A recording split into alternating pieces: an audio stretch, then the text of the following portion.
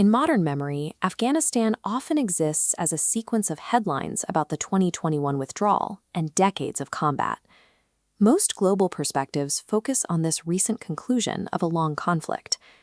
The physical environment dictates the history of this region. This is a landscape of extreme, sun-scorched ridges and isolated valleys, largely impenetrable for millennia. Afghanistan sits at a mandatory continental junction, wedged between the geographic spheres of Central Asia, South Asia, and the Middle East. Merchants carrying goods and armies seeking territory had to funnel through specific mountain passes here. There was no other viable route. For 5,000 years, the rule of geography has remained constant. Control of Asia required a presence in Afghanistan. That continental bottleneck generated immense wealth. Sitting squarely on the Silk Road, ancient Afghan kingdoms acted as the primary conduit for gold, silk, and spices moving between the East and the West. Along with trade, religious ideas traveled these mountain passes. Buddhism took root in these deep valleys, leaving behind massive spiritual hubs marked by monasteries and giant cliffside statues. This concentration of wealth attracted the ancient world's most aggressive military forces.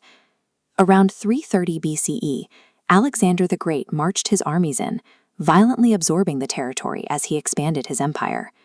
By the 7th and 8th centuries, the arrival of Islam initiated another era of growth. Cities like Herat and Balkh grew into global centers of poetry, science, and intricate architecture. During its first few millennia, Afghanistan synthesized these global cultures and religions, evolving into much more than a simple transit route for foreign armies.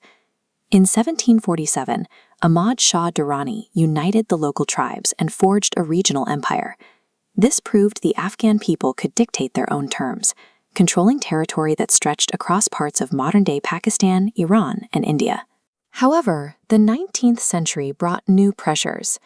As the British Empire pushed upward from India and the Russian Empire expanded downward through Central Asia, Afghanistan was trapped within a rivalry known as the Great Game. Britain launched 3 separate, highly costly wars to conquer the territory.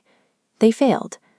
In 1919, Afghanistan secured complete independence and full control over its foreign affairs.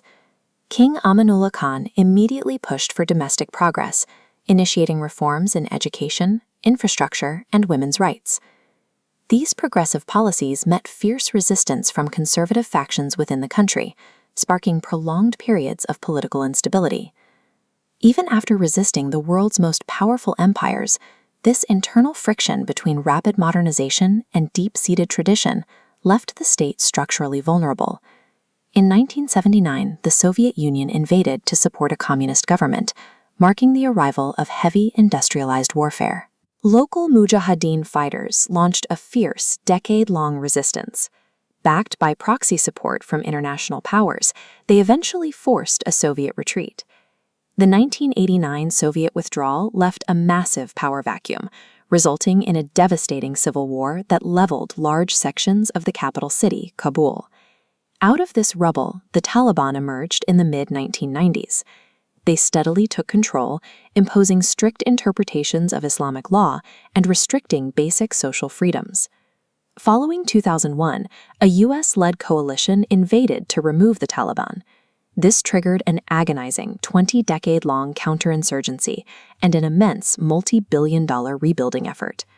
In 2021, international forces withdrew, the government collapsed, and the Taliban immediately retook control of the country. This modern cycle shows that while superpowers eventually withdraw their armies, the local Afghan population is left to inherit the profound destruction left behind. The severe economic and humanitarian crises in Afghanistan today are the compounding scars of a territory trapped within the competing interests of global powers for centuries. Beyond the movements of foreign armies, there are over 40 million people living here right now. Despite decades of conflict, ancient traditions and diverse cultural roots remain unbroken. The people continue to preserve their heritage with meticulous care. Above the human conflict, the landscape stands as a silent witness to every merchant and soldier passing through these valleys over 5 millennia. The landscape has outlasted every conqueror and every political transformation. Afghanistan exists as an anvil of human endurance, where the people remain long after the invading forces have vanished.